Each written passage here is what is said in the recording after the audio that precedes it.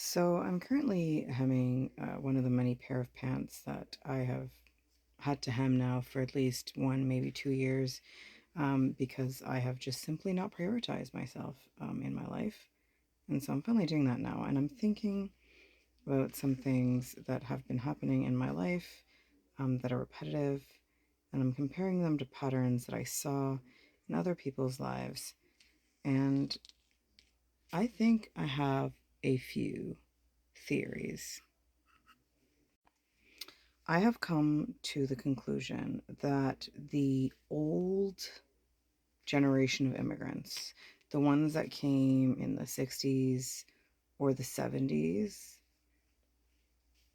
must have been narcissistic. And by narcissistic, I mean like the same type of narcissism that empowers and enables unmelanated entitlement to comfort and supremacy.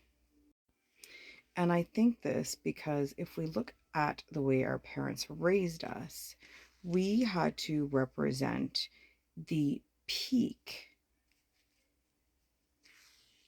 image of what good immigrants look like, while simultaneously being raised in the ways of the old world that qualified these people to be chosen by unmelanated people to come here in the first place,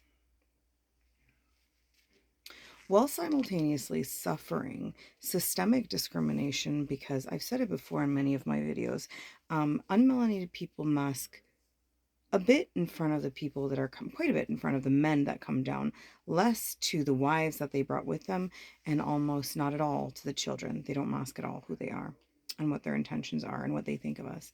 But our perceptions of the people around us and the realities around us are very different from those not only of both of our parents, but specifically the one who brought us here. And it was often a man, because let's be honest, the misogyny and patriarchy within the colonized lands that were destroyed that we came from, that came primarily through colonialism, but also like is pretty communal and standard. Now, prioritize the education of the male over the education of the female.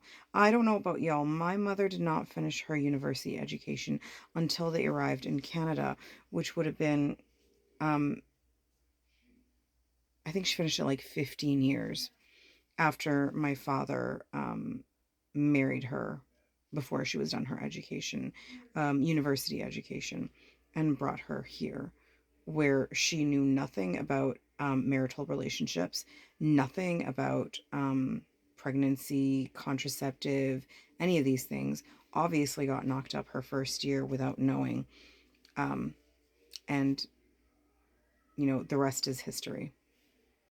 But regardless, it amounted to a very specific first gener type of experience where our fathers specifically, I'm not saying like if you came because your dad's brother sponsored him. I'm talking about like the OG one that was selected by the unmelanated people to come here, by the colonizers to come here, um, in their colonial settler project. Um, we had to deal with a level of narcissistic control and violence within our household that normalized to a very high degree misogyny, patriarchy, and narcissistic abuse.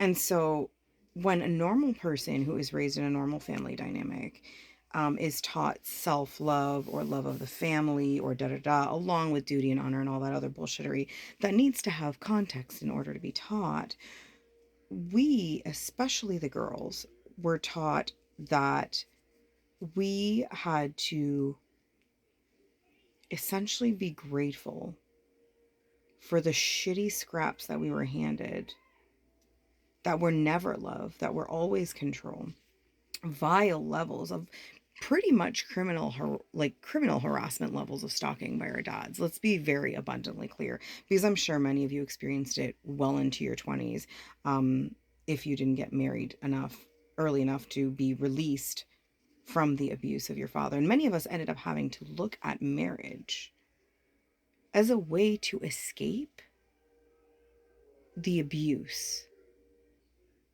of the men that brought their future generations here. And again, this is a very particular type of immigrant situation. I'm referring to like the man that came here, you know, because he was chosen, not because he's a refugee, not because he had a relative who sponsored him to come. I'm very specific in who I'm talking about here. And let's be very clear in saying that many of them were academics, PhDs. Because the fact is, many of your universities didn't produce enough unmelanated, educated people because at one point your education was not affordable and your alcoholism levels were too fucking high.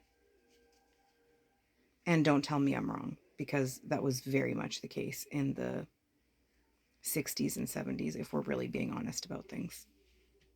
It's also why many of us ended up deprived of a proper mother figure, because our mothers were so fucking traumatized about everything because of the lie that is immigration. That completely distorts the concept of being a stolen person from stolen land, rewraps it as if it's some sort of a fairy tale gift that we're being granted to be brought here. It's not it. These women were brought here as the poster representation for these men. And I don't know about you guys, but like, I'm African. And I know for a fact that my father selected my mother based on certain criteria. First criteria was the color of her skin and the texture of her hair, and its proximity to unmelanatedness.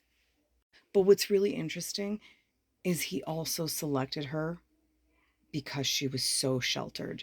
She knew nothing, not even about like relational things. Pair that with the lack of life experience that my mother had had, especially with the opposite sex, along with the lots of experience my father had, um, even though she was absurdly abused. She not only never left, she left at least me to fend for myself. I think my sister had a slightly different experience because my father was still a humble student when she was growing up, whereas he was a success, you know, an immigrant dream when I came into the picture. And so the parents that we had were very different from each other. Anyway, random thoughts as I hem a pair of pants that has been waiting almost 2 years to be hemmed. And as I'm just processing all the fuckery in my life that got me to the point right here, right now.